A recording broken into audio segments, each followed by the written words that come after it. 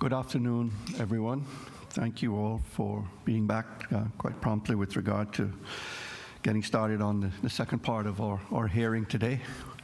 With us in the chambers is the now Chief Officer of the Ministry of Investment, Innovation, and Social Development, Mr. Eric Bush. Mr. Bush, I want to welcome you to this committee this afternoon, and I'm grateful for your time to appear here and to answer questions. This morning today we have been examining and discussing a report of the Auditor General that was issued, which is entitled A Follow-Up on Past PAC Recommendations 2021, that was issued by her last month actually in August. And, we went to great length interviewing the previous chief officer, and we learned a number of the issues that were, it seems the report itself, the very first report, goes back to 2015. And what we find most, I have to be careful with my choice of words. The fact is that the report and subsequent hearings and updates just reflect that not very much had been accomplished in almost 6 years since that report was first issued by the Auditor General. So we had big discussions around it, and of course the former Chief Officer no longer able to speak to what's happened since she is no longer there. So really, this is now your baby, if I could use that term.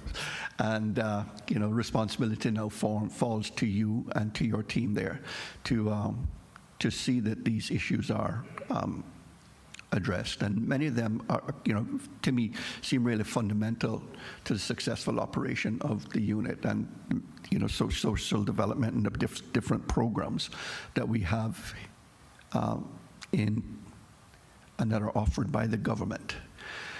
So I'm going to kick things off this afternoon, sir, and just invite you really to give us an update on where this current state of play is. In particular, we've heard much said here today about the strategy and what was the other thing?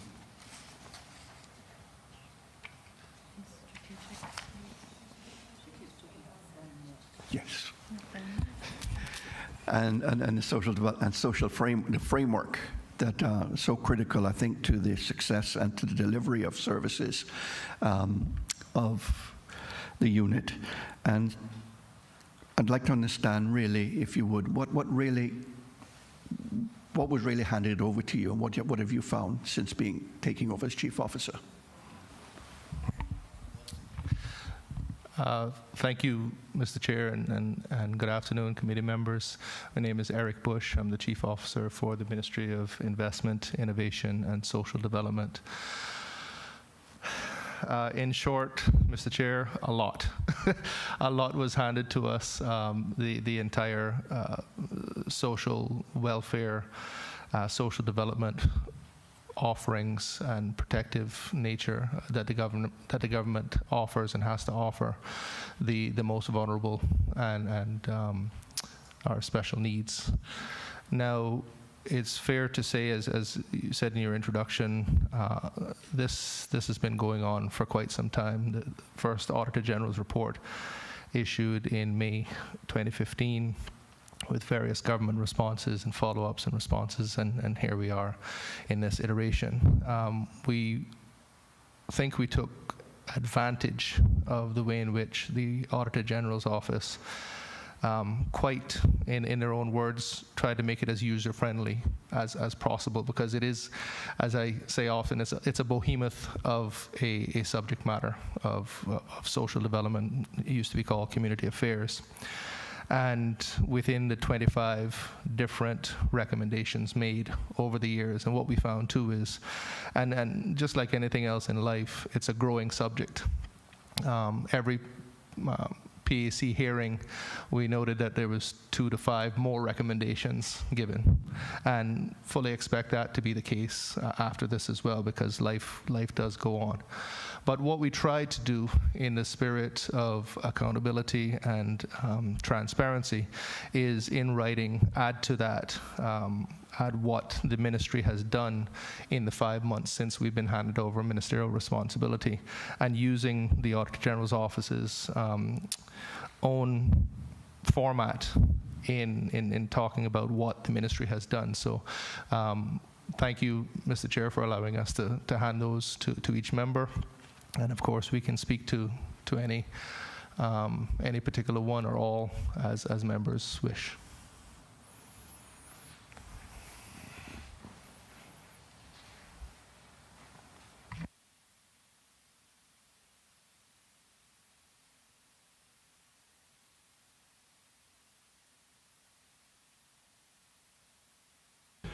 So what can you tell us then about the existence of this strategic framework that is so important to this whole process?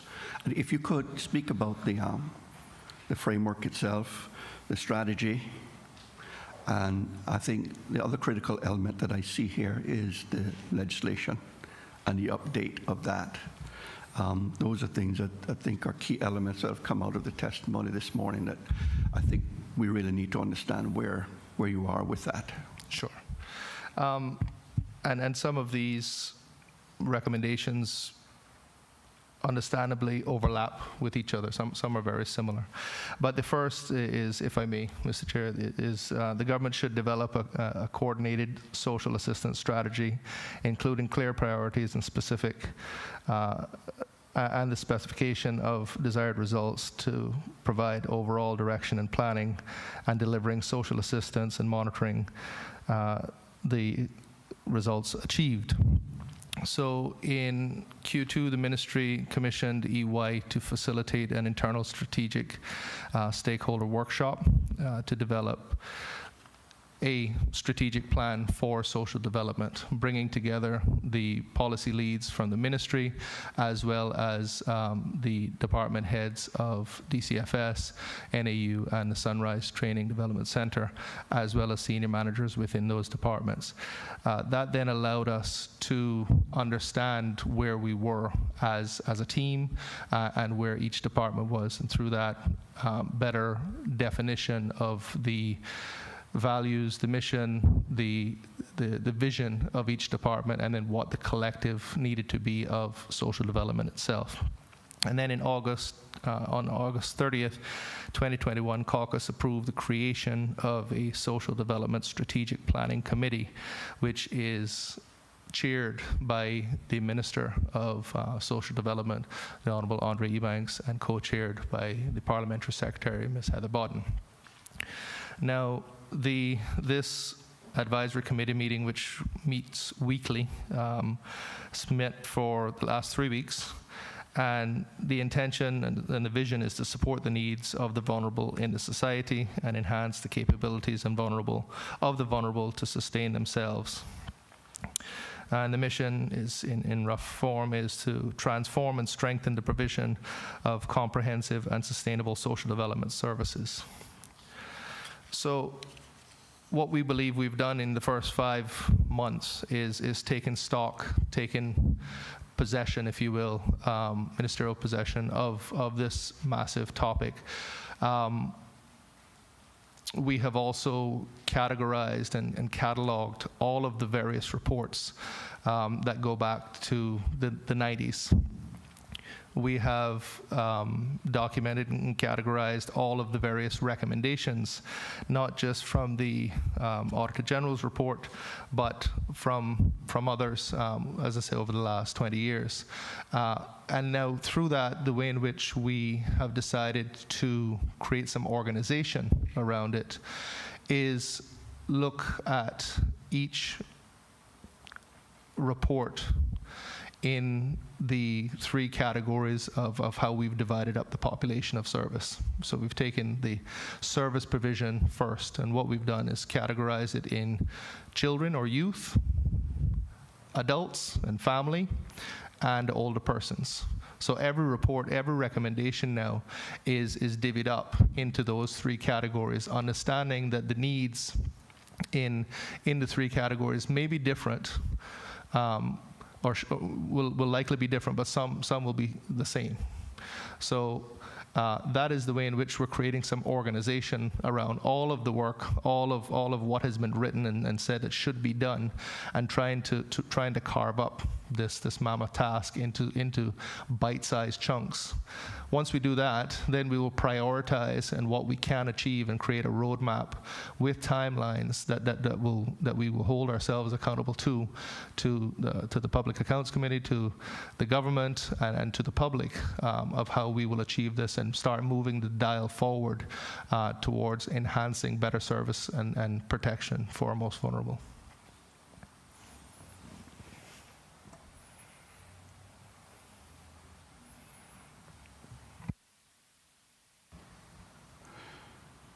So then, if I understand you correctly, you're going to be starting then are you going to be recreating or preparing a new strategic framework, or taking that one and working with it?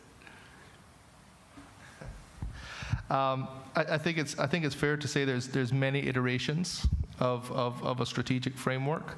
I guess it's fair to say that we're taking a new tact in terms of dividing up the population and understanding that the customer base will be different.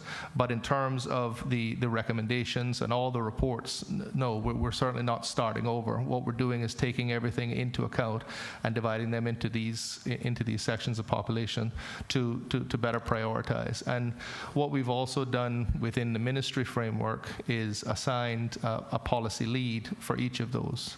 One of the things you'll see in here, and what was a recommendation from the Auditor General's office, is that the ministry responsible for, as an example, DCFS and NAU, should better focus on strategic policy and policy direction and performance management, rather than delve into operational responsibilities that the departments themselves have. Early on when we assume responsibility, both directors were given HR and financial delegations, with an understanding that they are the directors of their departments. That it's the ministry's job to ensure that the policy direction is clearly communicated and assist in ensuring that the resources necessary to deliver on the government's priorities are provided, and then hold the departments accountable for that. So we think we're on our way in achieving that.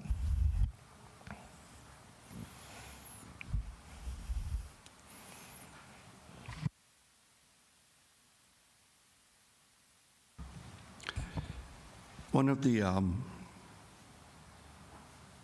bit of information was shared with us this morning is the draft and the need for updated and modern legislation. Because what's there, I think, is probably well more than 20 years old, 20, 25 years old. Can you talk to us about that and what your plans are in terms of your time frame for having that completed and hopefully, approved by Parliament?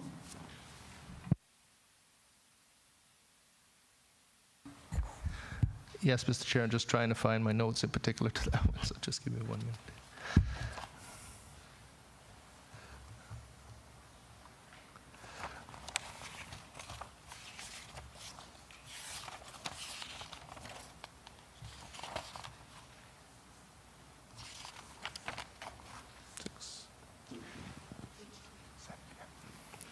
Yes, so thank you, Mr. Chair. So on the 13th of April, the most recent draft of the Financial Assistance Bill and the regulations were released by the Portfolio of Legal Affairs for internal review. Having received ministerial responsibility for social development, in late April, we then reviewed them ourselves and then discussed with the minister what the priorities and direction of the government of the day We have received that direction, and what the minister has asked is for a number of focus groups to be formed and conducted with the draft bill to determine and if you will, test its resolve in achieving what we're trying to do in updating the legislation for this. The expectation is that the bill itself will be taken by the minister in the first quarter of 2022, with regulations being presented in Q2 of 2022 with the entire package, if you will, enacted in quarter 2 of 2022. So these focus groups that you mentioned, who will be comprised in those focus groups? That list is being compiled. In fact, the committee that I mentioned before is tasked now with creating that, populating that. And I guess what I was looking for is just some flavor as to who would make it up. Is it all made up of people from within the ministry, within the department? Or are you looking for outside, participants, external participants, that sort of stuff? If I could just have a minute to confirm. Sure.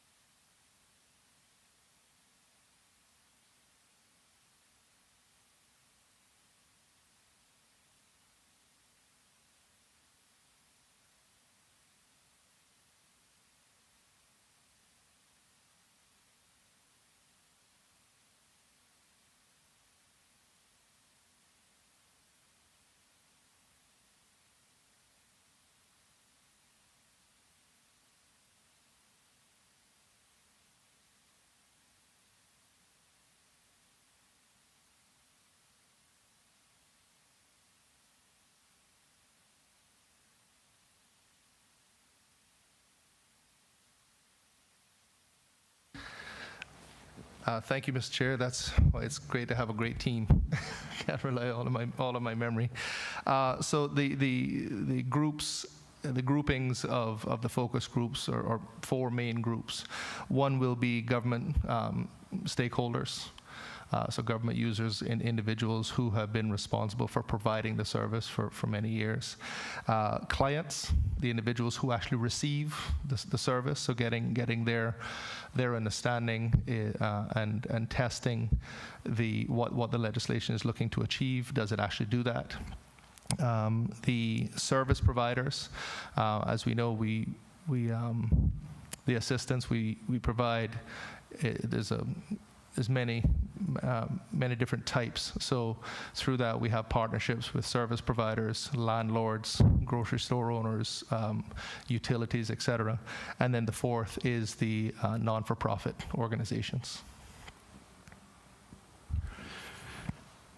I know this may be a little bit tough one for you, but I mean, why is it taking so long to get this legislation done? I mean, it's been dragging now for years, a long time. What are your thoughts there? Honestly, Mr. Chair, I don't know. It was given to us in late April. We're advancing, and we put a timeline and now published that timeline to have it ready before Parliament in Q1 of 2022. Sorry. Can we hold you to that commitment? Absolutely, sir. I wouldn't. I know you're a doer. You'll yes, get it sir. done. Yeah, I have confidence. Members of the committee? Yes, thank you. Through you, Mr. Chair. Just a question in relation to the legislation. I know you're speaking about working groups. Is it safe to say that the legislation in its current form will require then further amendments, and that's the reason why you're gathering the working groups to further amend the legislation in order to get it ready for public consultation? Through you, Mr. Chair, thank you for the question.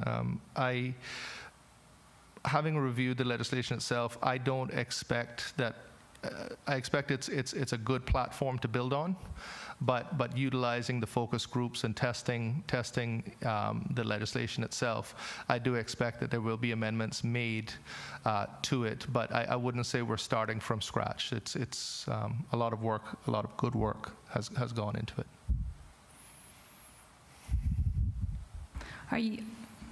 Thank you. Through you, Mr. Chair. Are you able to speak at all about some of the enhancements that this draft legislation might bring to the public? Or is it too early? Through you, Mr. Chair, with respect, I think it's a bit premature. I just, anybody want to talk about it? Mr. Chair, if you, 1 minute.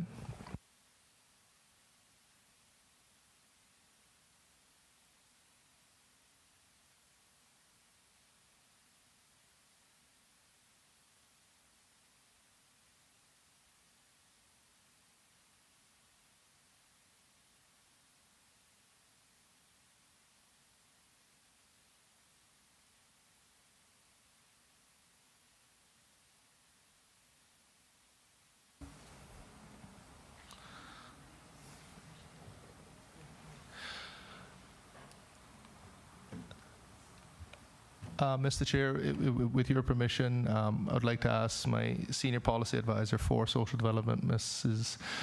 Stacey Cybersma, to assist in answering the question as fully as we can. Thank you.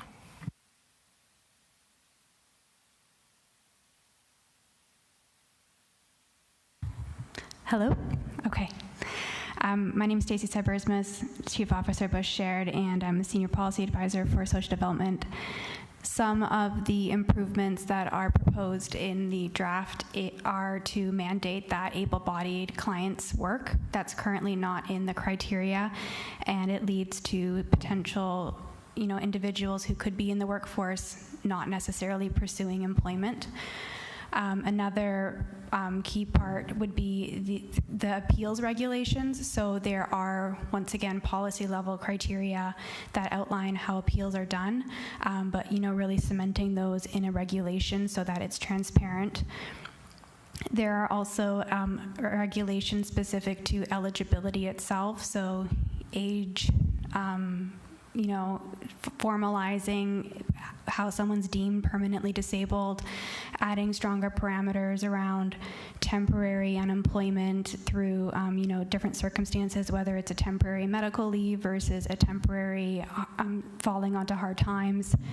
And I think the more broad and, I guess, all-encompassing benefit of the proposed regulations and the legislation itself are that it adds more transparency to what this service looks like, how to access a service, and then how to ask questions or do an appeal when you don't feel that your needs have been met. Thank you very much. Sounds beautiful. You're welcome.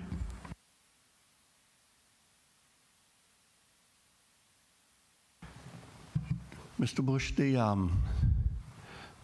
law itself and the complete rewrite and publishing and passing the law, will that take place before or after the strategy document or strategy is put into place or approved by the government? Mr. Chair, I think, as I said before, the strategy itself, we're not intending to rewrite everything. We're trying to better organize the way in which we report and function in the terms of social development. We're fixing our finances in the same way. So hopefully, as time goes by and we have this mechanism set in place, the government will be able to understand and report on how much it has spent in social development for children, how much it has spent for adults, how much it has spent for older persons, and what it's done in terms of those areas. What we're And I also mentioned that we don't intend to rewrite the entire draft. What we intend to do is use these focus groups to understand as it's implemented how it will affect change or not. But if I understand things, there is no overarching document that sort of sets out and lays out in any real terms what are the government's objectives in terms of providing these services. What are they designed to? How will they measure really the outcome of all the services that they provide? And that's where I'm getting at too with this strategy, because I think it really is important that there is an understanding that everyone's on the same page here. Absolutely, Mr. Chair, I agree with you. What is in the document that was circulated is that we are evaluating all of the government services that are offered. Yeah. And in that, understanding the business process, and is there an ability to insert technology for the betterment of the customer experience and also efficiency from the government back end. So, if you will, that is one thread of the strategy. And in terms of understanding and going through that process, establishing what the key performance indicators should be for the said process, but never losing sight. And this is, I think, where a lot just goes wrong in any organization, is you get into the weeds so much, you lose sight of the forest. So we can't lose sight of are we doing good? Are we achieving what we're setting out to achieve in our vision, in our mission? And that's I think the key responsibility of the ministry. Yeah, and I would agree with you. I mean, I think it's just extremely important that you have some reliable measures, ways of measuring what the outcomes are, so that you can know whether you're getting value for money. Government is getting value for money from all of these social programs that we have in place for all these years. I agree, Mr. Chair. Questions from other members of the committee? Member for West Bay Central. Just, thank you, Mr. Chair, through you. Just to follow back on your question that you were asking about the strategic framework, in relation to the recommendation number 1 and the comments that I see here in the document that we were provided with, is it safe then to say, Mr. Bush, that the implementation of the Social Development Strategic Planning Committee would be an indication on maybe a way forward with getting that policy, the strategic policy, up and going? Through you, Mr. Chair, yes, ma'am. That is the, if you will, the framework, the structure, the team that is charged now, that is formed with individuals who are relevant, who have the necessary expertise and ability and desire to effect positive change. Thank you. Member for Georgetown South. Thank you, Mr. Chairman. Through you to the Chief Officer. Actually, I have a question on the database. Can you update us on what obtains now in terms of the database for your agencies, NAU and Department of Children and Family Services, and what that will be designed to accomplish? Through you, Mr. Chair, thank you for that. As you be aware, we are in the budgeting phase of the cycle with and from our perspective, we have asked for funding to assist with the redevelopment of a database, of a system that, similar to what the recommendations ask us to do, is to allow internal government agencies to better talk to each other. There's a live example of an NAU application, whereby some of the information that is requested in the application itself is information that's held by another government department.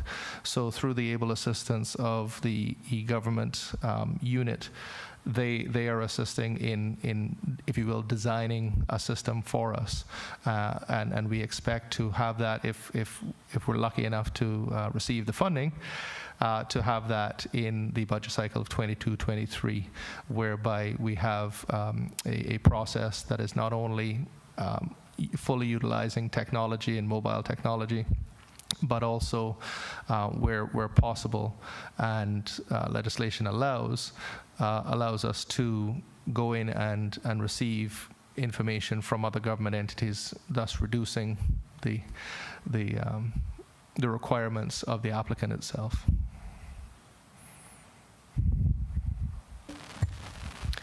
Through you, Mr. Chairman, to the Chief Officer.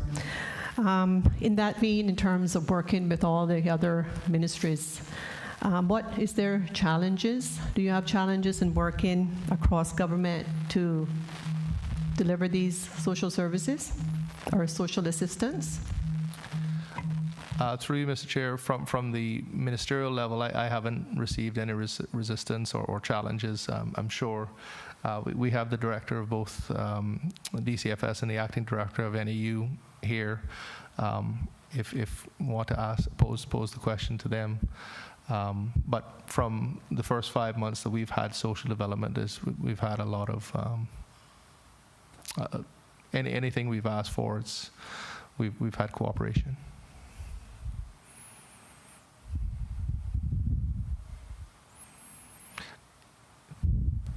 If I could, Mr. Chair, just to elaborate on that, as an example, there's a recommendation in terms of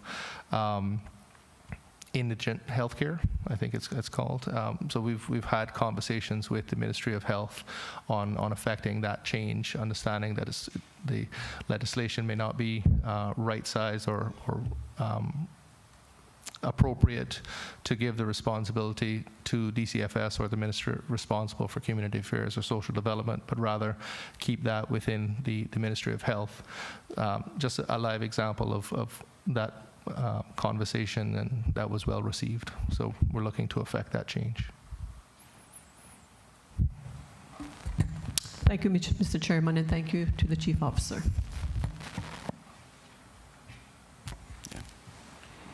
Good afternoon, Mr. Bush. The witness earlier today spoke about some pilot programs that was being implemented. Have you had any feedback on that, and is that something that will be continued under your ministry? Pilot programs, I think she was mentioning about getting some of the community development officers out into the districts and stuff like that versus having the people come back into Georgetown Central.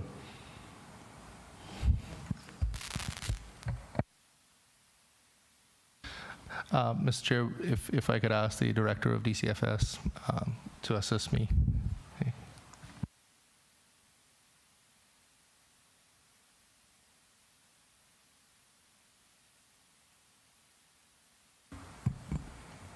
Good afternoon, Mr. Chair. Paulinda Mendoza-Williams, Director of the Department of Children and Family Services. Through you, sir. DCFS community development officers are in the district. It is field work. They do report to the office for administrative purposes, but the majority of their time is spent out in the communities. They are engaging with the schools, they're engaging with our seniors, our families. They're the eyes and ears of the department in terms of referrals for those same populations. So they are in the community more than they are in the office.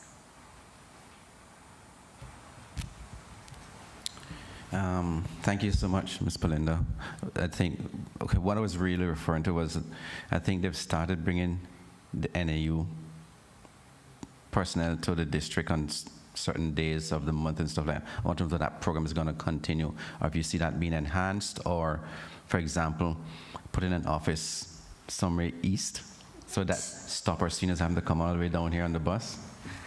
Through you, Mr. Chair, so that would be the director or acting director of the Needs Assessment Unit. Mr. Chair, if I may, and thank you for that. The intention is to enhance the customer relationship. Now, there's many ways that we can look to achieve that, but the way in which we're focusing is to look at the business process itself of the application. Does an individual have to come into any place, whether it be within the community or not, or can they do it in the comfort of their own home utilizing a mobile device? So should the application itself be mobile friendly? Should they be able to take pictures of the documentation that's on their dining room table and submit the application virtually?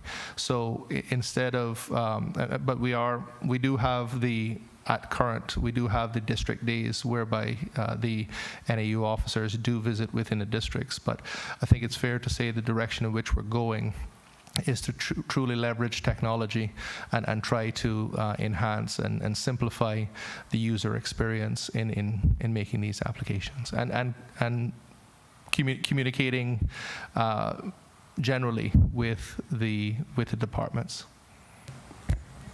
Thank you, sir. Well, just to add further commentary that while I understand the need to improve technology-wise, there's some sectors of our community that's still not going to be able to do that. How are you going to accommodate them? Through you, Mr. Chair, we will continue to have the outreach within the communities, but as you know, sir, that the resources are limited in this space. So our hope is that we can utilize technology as much as possible. Where that stops, we always have an avenue for in-person applications where the officers themselves can assist our clientele. Thank you. I'm actually glad you brought up the resources issue. That was going to be my next question, which was, do you think you have adequate resources to do what you guys need to do in order to implement these recommendations? Certainly, that's not what the department heads say. They clearly state that they need more resources, more human resources, and in fact, we've provided the numbers being quite open and transparent within the update, within our written update that we provided all members. So it clarifies what the DCFS has requested, what the NAU has requested, and what the Sunrise Adult Training Center has requested. Whether that is palatable and achievable in the 2022-23 budget, that is for the government to decide.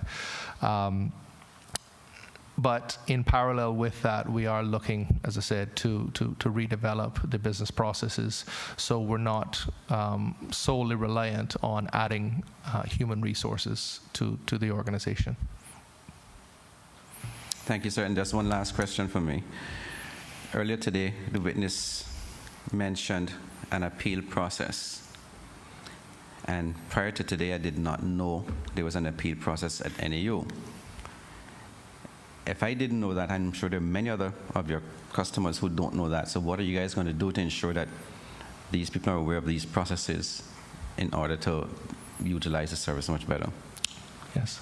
Through you, Mr. Chair, we are redesigning the NAU website, which is we hope to become the main mechanism and vehicle of communication in getting the relevant information out to the customer base, where that clearly will present the application process as well as present the option of appeal. And in fact, just like any other good governance structure, anytime a negative response from a government entity is communicated to an applicant, the method of appeal should be recorded and should be relayed at that point. Thank you, sir. My pleasure. But Mr. Bush, that right to appeal then is not, are you saying it is now presently communicated to people, or it will be? Mr. Chair, if you will, it is, and in fact, just give me 1 minute. Friday, right?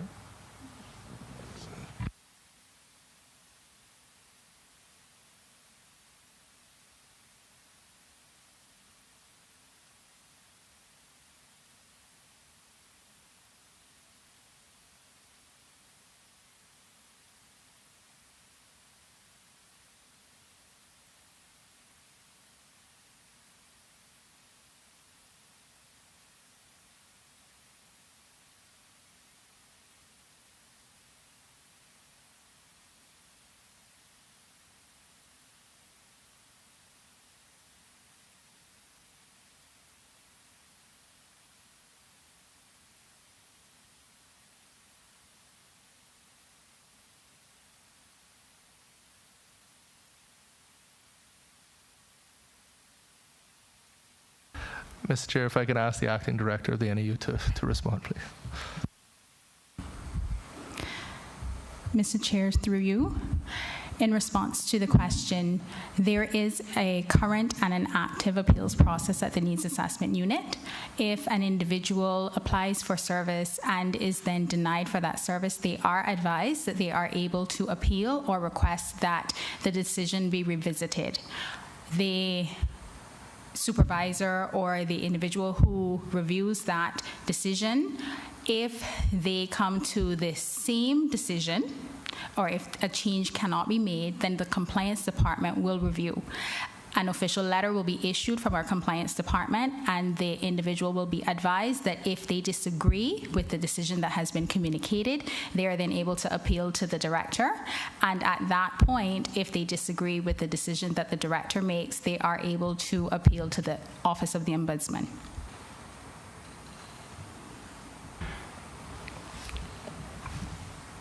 Can I just ask if you just make sure you state your name and your position again for us, just for the record in case?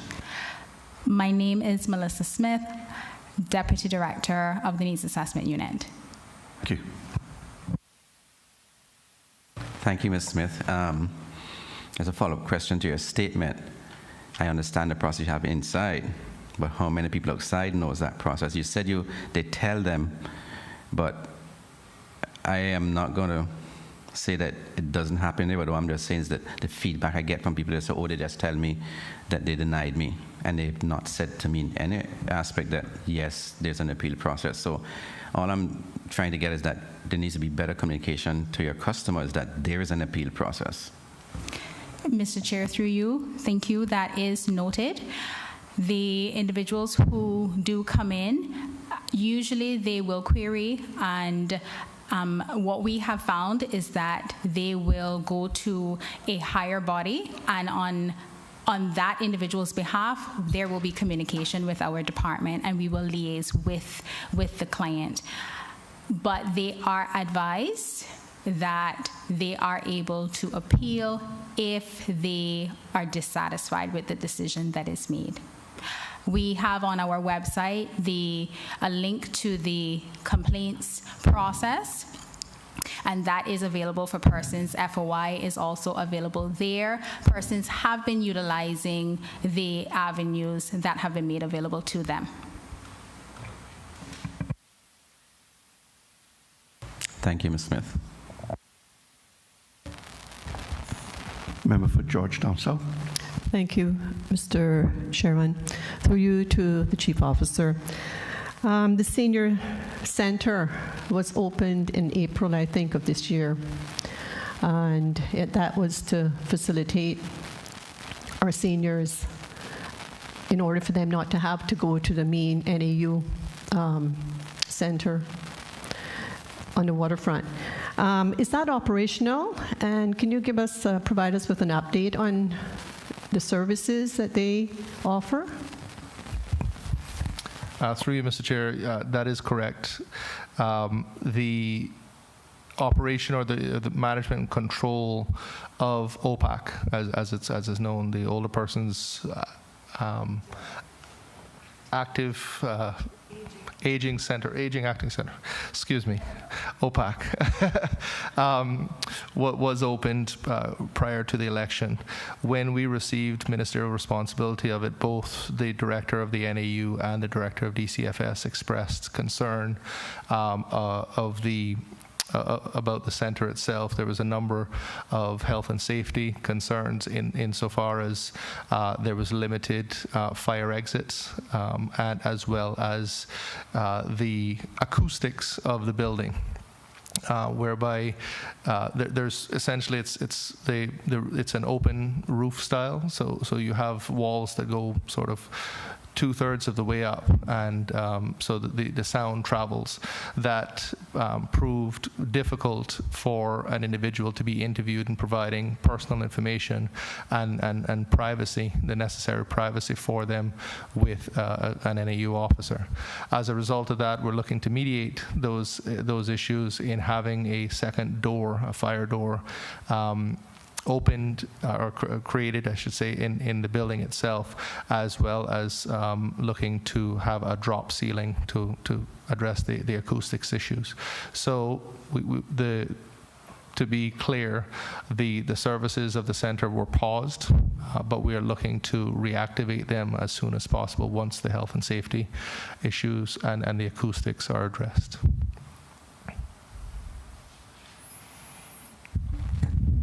Thank you, Chief Officer Bush.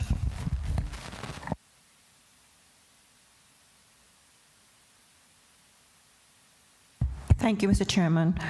So, Mr. Chief Officer, will you please give the public the reassurance that this center will be reopened? Because we're hearing that it's closed completely. Through you, Mr. Chair, absolutely. Happy to give that reassurance, and maybe calling her out, but the responsibility, as I said, was given to the Department of Children and Family Services, the operational responsibility in line with the overarching strategy that the ministry is not there to be operational.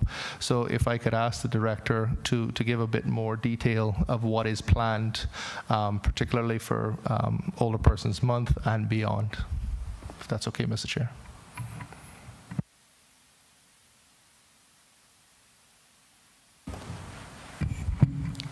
Through you, Mr. Chair. OPAC is currently open, but not in the vein that it originally was started up to be. We have started since the start of September, been running some small programs out of the facility.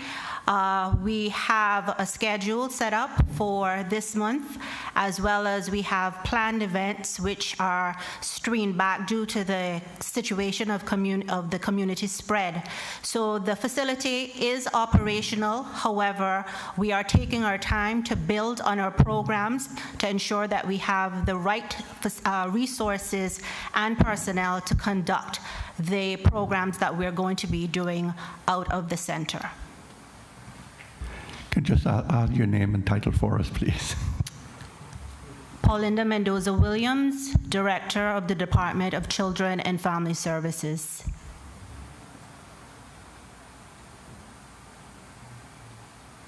Thank you, Mr. Chairman. Thanks for that update, Ms. Paulinda.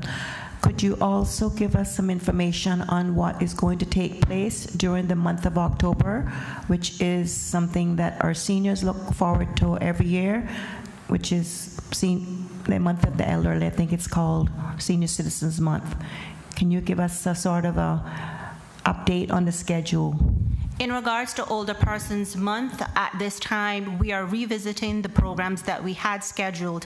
Again, due to the current situation of the COVID community spread, our seniors are not going to be in a position, or they're not going to feel comfortable, even though they're vaccinated, to come out and be in fairly large numbers for them. So we're looking at, again, and the theme evades me, but it is a digital theme for Older Persons Month. So we will be using a lot of the smartphones, the digital highway, to support events. We are in a position to review in the next couple of weeks to determine how do we go forth in terms of having direct events, direct face-to-face events with our seniors. So we have put some of the events on pause to have a review in the next 2 weeks or so to see what would be feasible for us to add. And there are some events that were supported through community partners. I can say here that those community partners have pulled back because of the community spread of COVID-19. So it's just going back to revisit what we can have on a small scale to engage our seniors, as well as looking towards the end of the month to support that. I can say that Cayman Brac is in a different environment than we are in Grand, so they're going to be going ahead with their programs. We are speaking to, of course, the first Sunday of Older Persons Month is dedicated to a church service. We are exploring with the church that is designated to host older persons month church service to determine how they would like to proceed. So that is something that I do believe that we will be able to have via digital and in person. We did have an expo that was scheduled in the earlier part of October. Again, looking to revisit that maybe towards the end of October. So whilst some of the face-to-face events have been put on pause, we are revisiting to look at how we can use social media, smartphones, the digital devices to support engaging our seniors and their families in productive and beneficial activities. Thank you very much. As you know, that with my involvement with seniors, I've been getting a lot of phone calls in regards to what is taking place, because this is the time of month, next month, when the seniors look forward to getting together. So thank you for updating us on that, and I hope that things can be worked out where they can enjoy themselves at some point in time. Thank you. Thank you.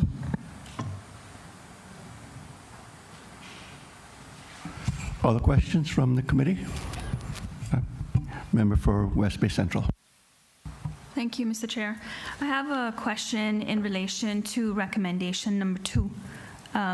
Just want to read over it briefly, where the Office of the Auditor General recommended that government should assess the manner in which roles, responsibilities, and budgets are assigned with a view to facilitating a coordinated social assistance strategy. And I know we asked about this in the earlier session, and I know Chief Officer Bush, you spoke briefly about the delegations that have recently been awarded to NAU and DCFS to allow greater operational efficiency. Can you advise on any other measures that are in the pipeline that will facilitate this coordinated social assistance strategy?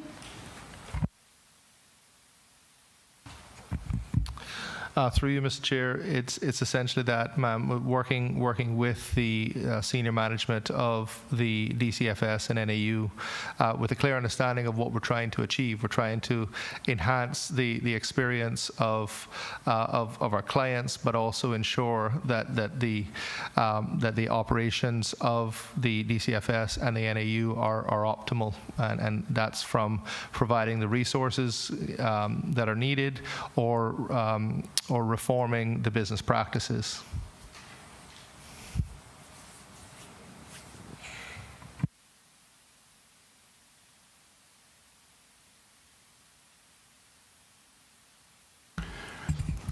Other questions from the committee? Last opportunity.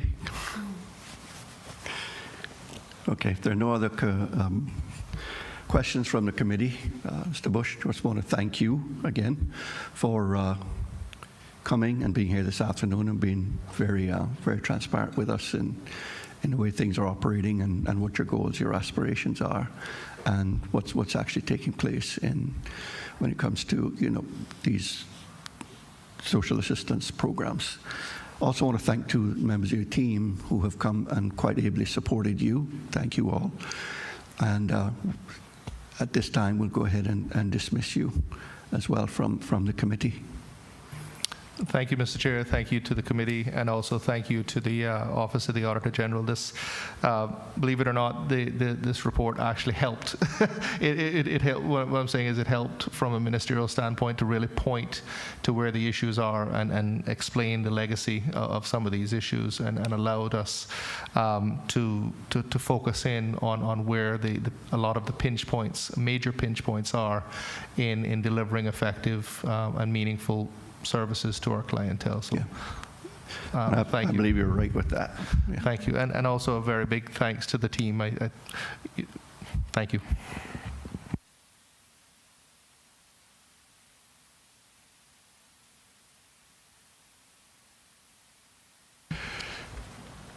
Members of the committee, that concludes our proceedings for today. I want to thank you all for being here and for your participation. Thank you to Auditor General and your Deputy Auditor General, for your support, and also the Financial Secretary and the Accountant General for your presence and support as well. As well as I want to thank the lady sitting next to me for her support as well in all that we do.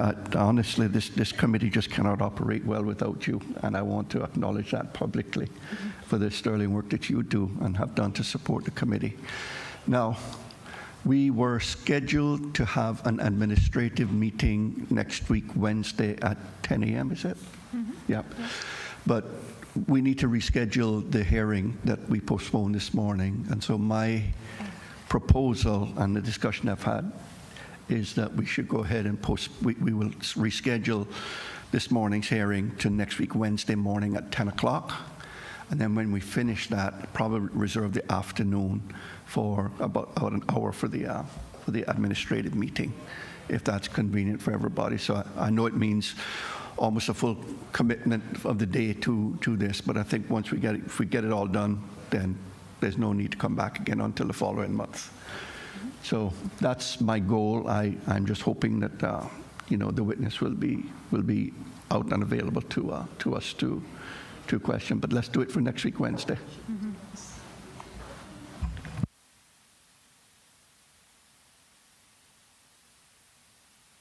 So that's Wednesday.